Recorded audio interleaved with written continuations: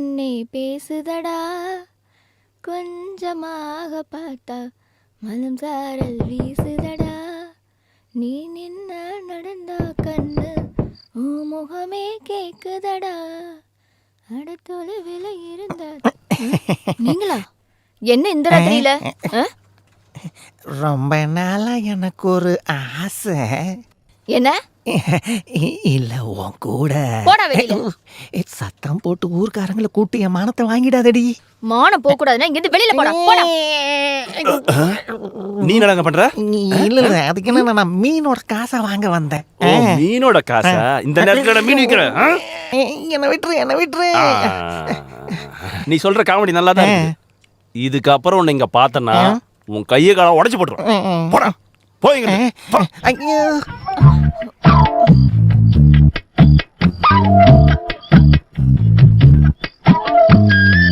அவனை இன்னும் 2 அடி அடிக்க வேண்டியதானே. நீ எப்படிப்பட்ட ஆளுன்னு தெரிஞ்சிருந்தால தானே அந்த மீன்கார உன்னை சுத்தி சுத்தி வரான். இங்க பாருங்க, என் மேலேயே உங்களுக்கு சந்தேகம் வந்துருச்சா? அப்படிலாம் நான் உன் மேல நம்பிக்கை இல்லாமலாம் இல்ல, அதனாலதான் நம்பிக்கையா உன்னை பார்க்க வந்தேன். நீங்க இன்னைக்கு போக வேண்டாம். இங்கிருந்து போறதுக்காக நான் வந்தேன். அவன் யாரோட பையன்?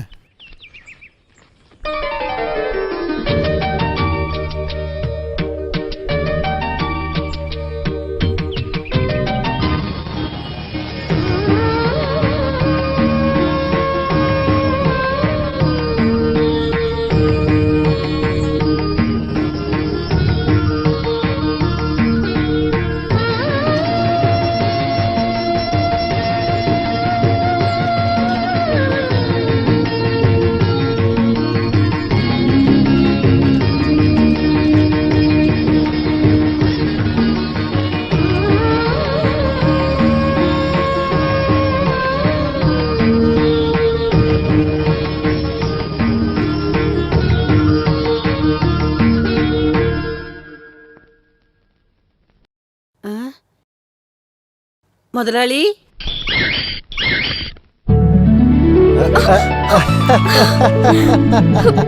என்னங்க இதெல்லாம்? விடுங்க விடுங்கன்னு சொல்றேன்ல, விடுங்க. என்ன பண்றீங்க நீங்க? உங்களுக்கு என்ன பைத்தியம் பிடிச்சிருச்சா?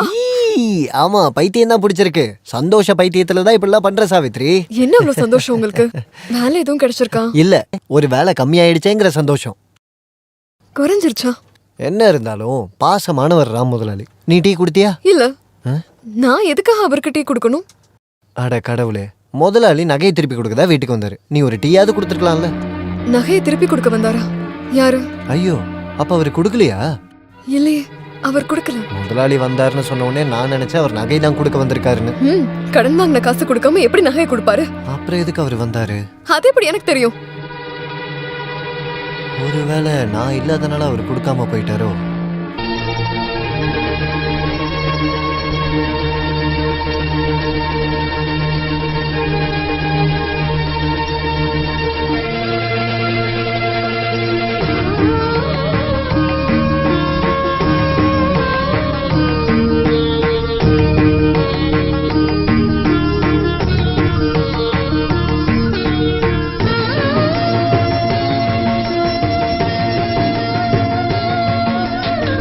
இங்க யாரும் இல்லையா?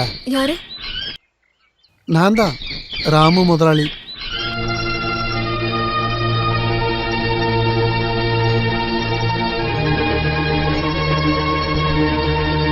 உங்களுக்கு என்ன வேணும்? எனக்கு கொஞ்சம் தண்ணி கிடைக்குமா?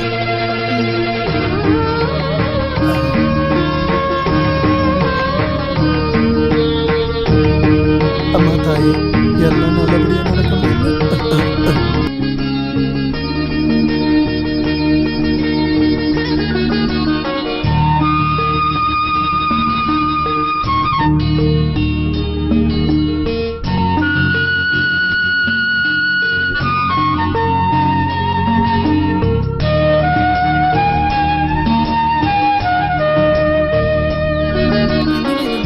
ஐயோ வேணும்.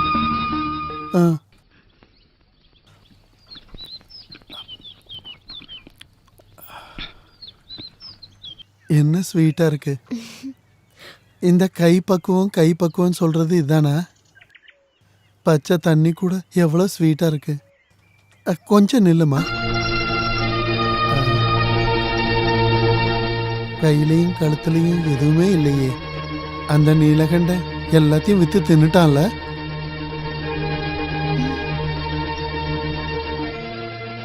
அருணா கயிறை கூட அடகு வச்சுட்டான்ல.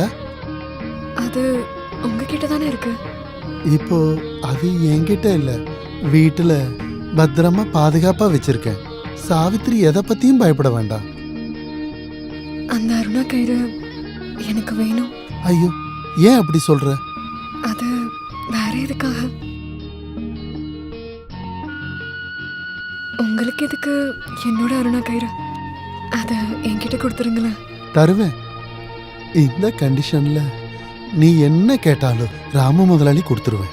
சொல்லு, உனக்கு என்ன வேணும்? எனக்கு என் அருணா கயிறு மட்டும் போதும். கொடுத்துடலாமே. அத நாளைக்கு கொடுத்துருட்டா? ம், நாளான்னைக்கு தரட்டுமா? சாவித்திரி, நாளைக்கே கொடுத்துட்றேன். ஈஸ்வரா, கிடைச்சது கூட இல்லாம போயிடுமோ? நாளைக்கு காலங்காத்தால ஆன உடனே நீலகண்டனை அனுப்பிவிடு. உன்னோட அரணா கயிறை இந்த ராமு முதலாளி கொடுத்து விட்டுருவேன்.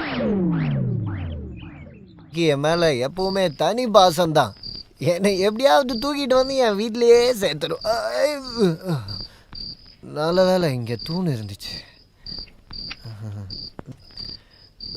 சாமி, இனி எல்லாமே உன் கையில் தான் இருக்கு.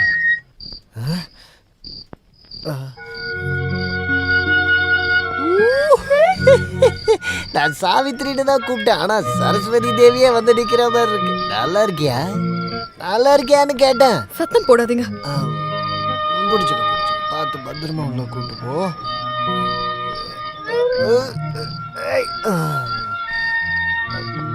கட்டில் வந்துருச்சா? அந்த காலை மட்டும் இப்படி போட்டு. இன்னைக்கு யாரு கூட போய் கல்லு குடிச்சீங்க? தோட்டத்துல வேலை பாக்குற கண்ணாயிரண்ண கூட. வெக்கமா இல்ல உங்களுக்கு? வெக்கம் இல்லடி, கண்ணாயிரண்ண. கண்டவன் கூட எல்லாம் போய் குடிச்சிட்டு வரீங்களே, உங்களுக்கு வெக்கமா இல்லையா? நான் கண்டவன் கூட போய் கல்லு குடிக்கலடி, கண்ணாயிரண்ணன் கூட தான் குடிச்சேன். அப்ப அவன் தானே கண்டவன். அதாவது சாவித்திரி. புரியுது புரியுது. ஓகே. காசு எங்க இருந்து கிடைச்சதுன்னா எனக்கு புரியவே இல்லை. காசா? காசு சாமி கொடுத்துச்சு. சாமியா? ஆமா, என்னோட சாமியே அந்த ராமு முதலாளி தான். அப்போ அந்த சாமி கிட்ட அருணா கயிறை கேட்கலையா? கேட்டேனே. கேட்ட உடனே அந்த சாமி கொடுத்துருச்சு. இதா அருணா கயிறு. இது அருணா கயிறா? எங்க ஊர்ல இதான் அருணா கயிறுன்னு சொல்லுவாங்க. என்னோட தங்க அருணா கயிறுங்க தான் கேட்டேன். தங்க அருணா கயிறா? அதான் முதலாளி வாங்கிக்கிட்டாரு. அப்புறம் தான் எனக்கு காசு கொடுத்தாரு. அந்த காசை எடுத்துட்டு நான் போகும்போது தான் அந்த கண்ணாயிரம் என் கூட வந்து பேசினான். அப்புறம் தான் நாங்கள் கல்லு கடைக்கே போனோம். அப்புறம் மீதி இருந்த காசுல அருணா கயிறு வாங்கிட்டேன். அந்த சாமி கொடுத்த காசுல மீதி ஏதாச்சும் இருக்கா? ஜோப்ல கொஞ்சம் சில்லறெல்லாம் இருக்கும். எனக்கு குடிக்க கொஞ்சம் விஷம் வாங்கிட்டு வந்திருக்கலாம் இல்லையா?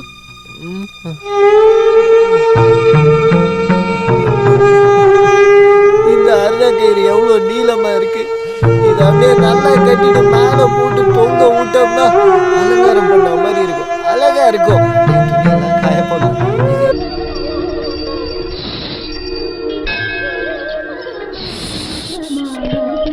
என்ன உன் பேரு சுவா? இல்ல அப்படின்னா வேலையை பார்த்துட்டு போயா.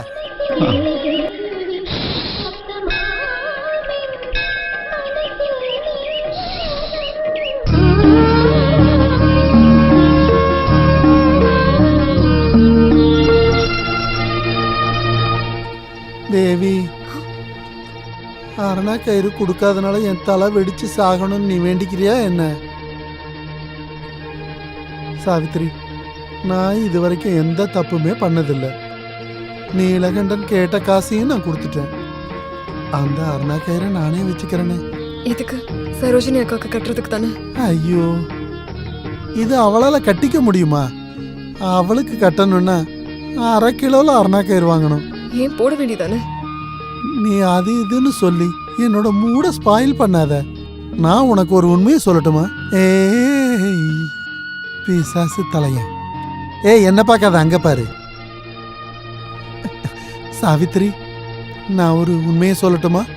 எனக்கு படுத்த தூக்கம் வரல. வயசாயிடுச்சுன்னா எல்லாருக்கும் அப்படிதான் இருக்கும். இல்ல இது அந்த மாதிரி தூக்கம் இல்லைன்றது இல்ல. அரணா கயிறு கிடைச்சதுன்னா என்னோட எல்லா பிரச்சனையும் தீந்துரும். நீ அதை கொடுப்பியா? உங்களுக்கு இப்போ தேவைப்படுறது அருணா கயிறு இல்ல, அப்புறம் சங்கிலி. சங்கிலியா? அது எதுக்கு? உங்களை கட்டுறதுக்கு தான். வேற எதுக்கு? யாருக்கு கட்ட போறீங்க? இங்க வாயேன். ஐயோ ஈஸ்வரா.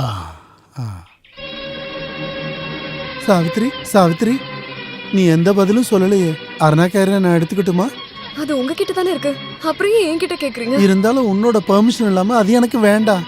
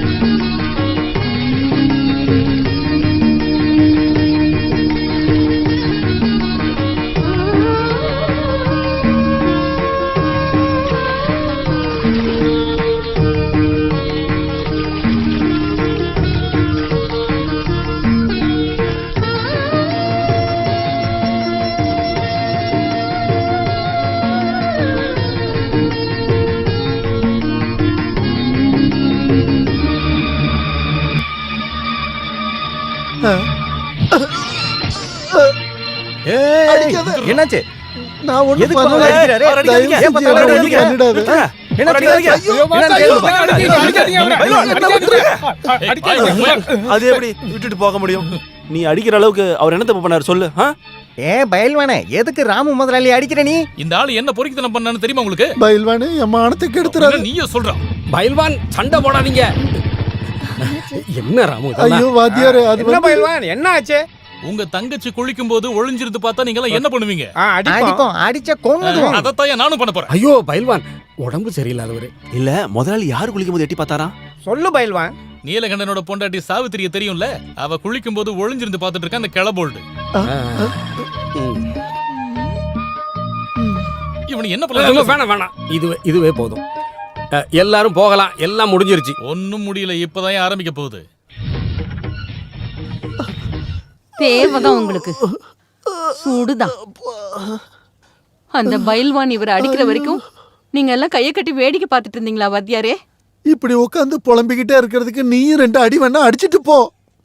ஏங்க இப்படி எல்லாம் சொல்றீங்க? அம்மா சரோஜினி, நல்லவரான மகாத்மாவுக்கும் வெள்ளக்காரங்கிட்ட இருந்து நல்ல செமுத்தியா கிடைச்சது இல்ல. அத கஸ்தூரிபாய் சகிச்சுக்கலையா? ஆமா, ஆனா இவர் கஷ்டப்படுறதை என்னால ஏத்துக்க முடியல வாத்தியாரே. உன்னால இத பொறுத்துக்க முடியலன்னா நீ வேணா இங்க வந்து உட்காந்து ஆளு, நான் வேணா தள்ளி உட்காந்துக்கிறேன். இது எல்லாத்துக்கும் காரணம் அந்த சாவித்திரி தான்.